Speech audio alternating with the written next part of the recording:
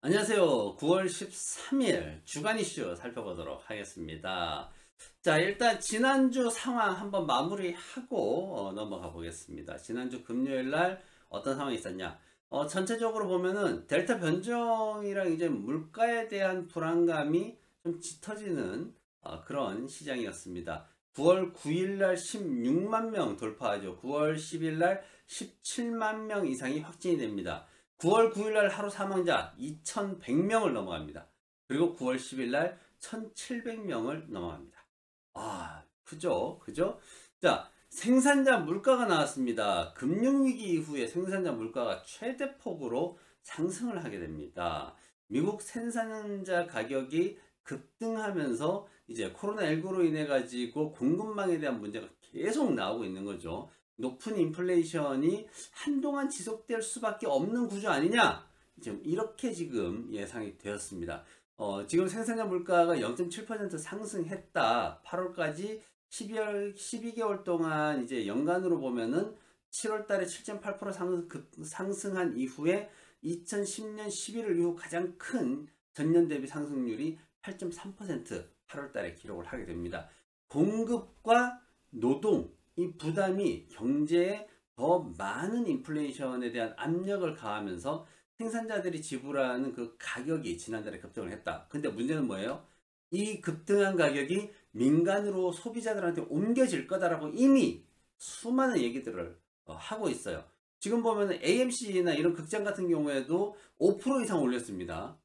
극장에 들어가는데 진짜 돈 많이 내고 들어가야 돼요. 그런데 그게 묻어간다라고 했어요. 인플레이션 상승률에 묻어갈 수 있다. 이렇게 표현을 했어요. 즉 뭐냐면은 기업가들이 올리는 가격이 인플레이션이라는 이유로 묻히게 됩니다. 그렇게 되면 어떻게 돼요? 정말 고물가 시대로 가는 거예요.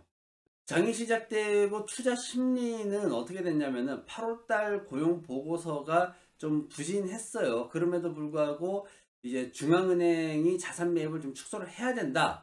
누가 이런 말을 했냐면 클리블랜드 연준 총재가 얘기를 했습니다. 로레타 메스터라는 사람이 이제 발언을 했는데 그러면서 심리적으로 좀 타격을 받아요.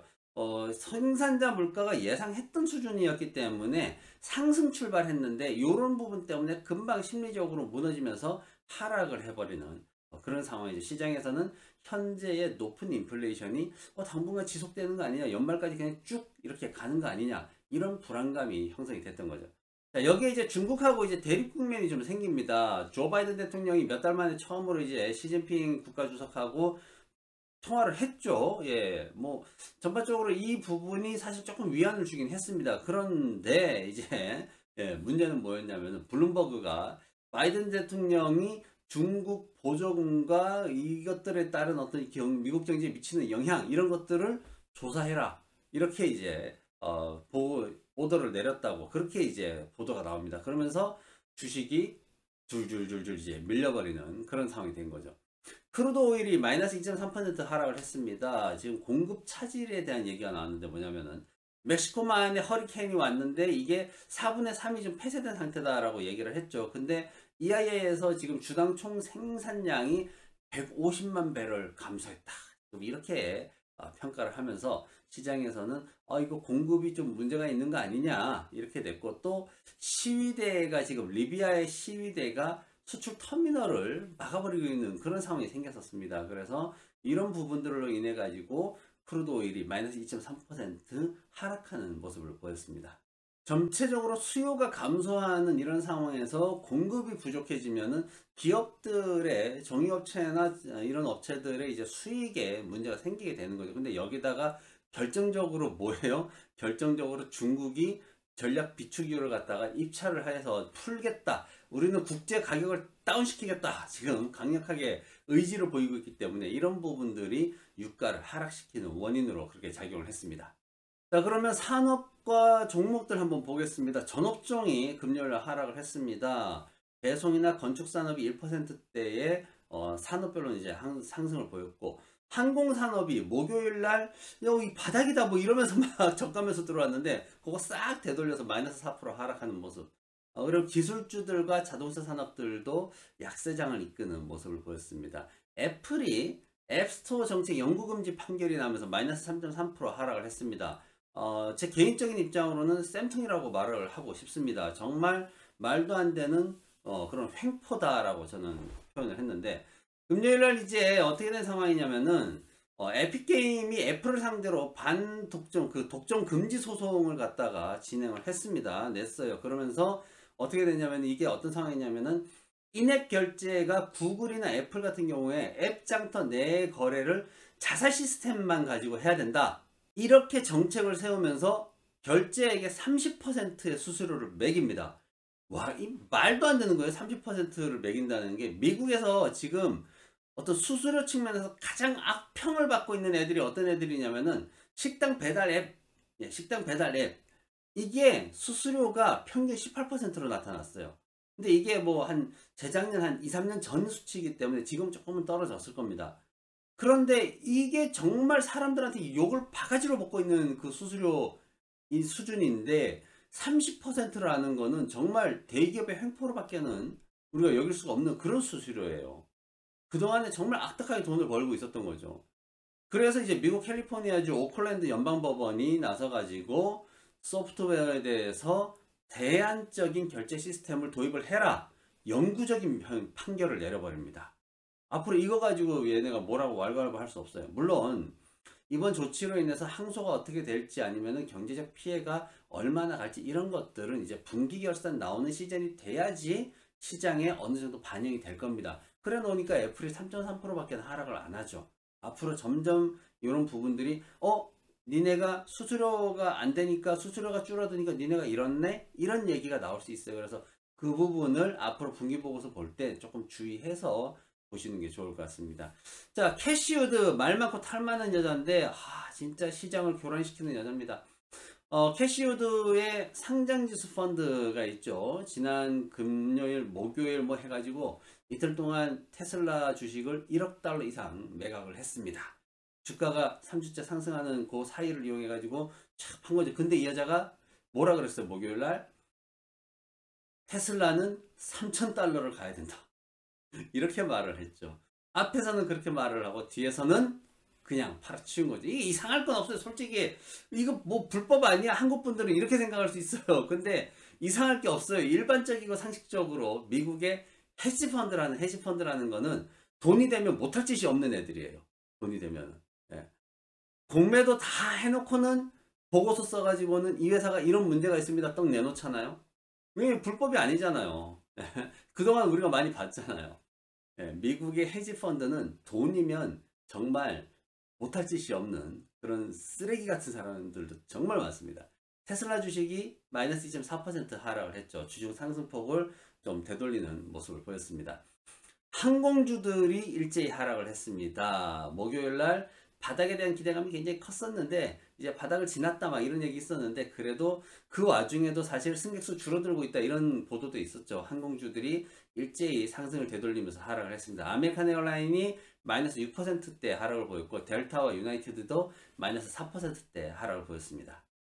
자, 그러면 이번 주에 어떤 일이 있는지 한번 보도록 하겠습니다. 이번 주는 인플레이션에 대한 부담이 커요. 그리고 소매 판매에 대한 부담도 좀 있습니다. 자, 먼저 인플레이션, 이게 떨어질 것 같지가 않아요. 지금 예상치들이 떨어질 것 같지 않아요. 제가 그동안 인플레이션 계속 얘기했는데 이번 달부터는 조금 움직여야 된다라고 했어요. 밑으로 움직여야지만 다음 달에 뚝 떨어지고 10월, 11월, 12월 가면은 뚝뚝뚝 떨어져서 2% 아래로 떨어져야 된다라는 게 연준의 시나리오입니다. 그죠?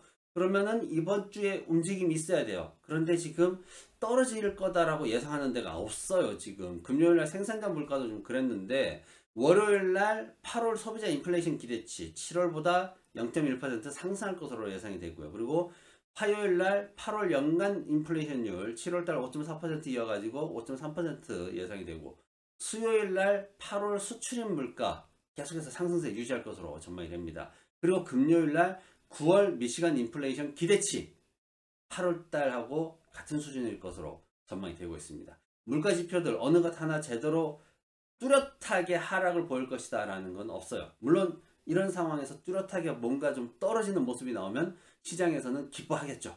하지만 지금 현재 수준이 물가에 굉장히 부담이 되는 그런 상황입니다. 소매 판매, 이게 좀 좋아야 되는데 8월달 소매 판매 이제 목요일날 발표가 되는데 7월달에 마이너스 1.1% 급락했단 말이죠. 추가로 1%또 하락할 것으로 예상이 되고 있습니다.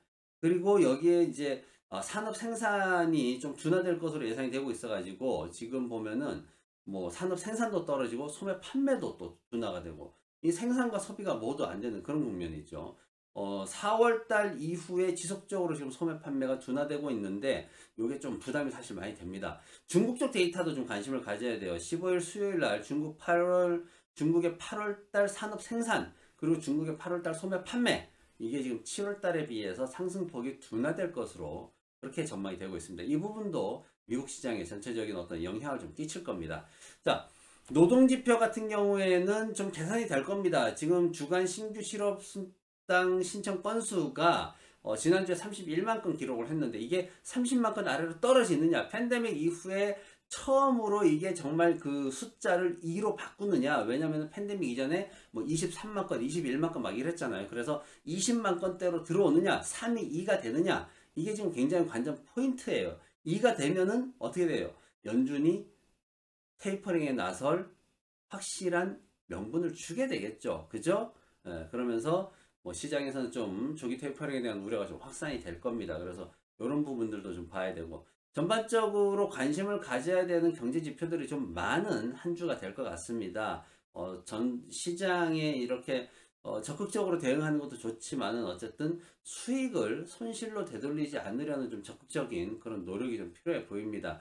어떤 대형주나 우리가 알고 있는 그런 성장주로 구분되는 대형 기술주들 뭐 이런 것들 갖고 있을 때는 섣불리 뭐 조금 움직인다고 불안하다고 바로바로 뭐 팔고 나거나 이러면 안 되겠지만은 그래도 그 외의 종목들 중에 수익을 내고 있는 종목들이 있다면은 그래도 수익을 손실로 되돌리지 않게끔 적절하게 좀 해지라든가 해지 요새는 방법도 많잖아요. 해지. 예, 미국 시장 같은 경우에는 빅스라는 종목이 있고 그리고 한국 시장 같은 경우에는 인버스 예, 그런 상품들이 있으니까 인버스 ETF죠. 인버스 ETF 상품이 있으니까 그런 것들을 가지고 인버스 ETF가 몇 종류 있는데 엉뚱한 데 가지 마세요. 예, 지수 인덱스 인버스 상품이에요. 예, 그러니까 정확하게 그 개념 아시고 들어가세요. 어쨌든 그런 것들을 이용해서라도 내 계좌를 안정화시킬 수 있게끔 내 계좌의 수익 곡선이 시장에 흔들려서 아래 위로 흔들리지 않고 안정화될 수 있도록 우리가 적극적인 노력을 해야 되는 그런 상황이라고 저는 말씀을 드리겠습니다. 자, 아무튼 이번 주도 행복한 한 주 되시고요. 자, 뭐 많은 이제 가을이기 때문에 곧 추석이고 해가지고 좀 많이 들떠 있습니다. 하지만 굉장히 예민한 상황이기 때문에 좀 더 집중할 수 있는 그런 한 주가 되면 참 좋을 것 같습니다. 자, 저는 다음 주에 다시 뵙겠습니다. 고맙습니다.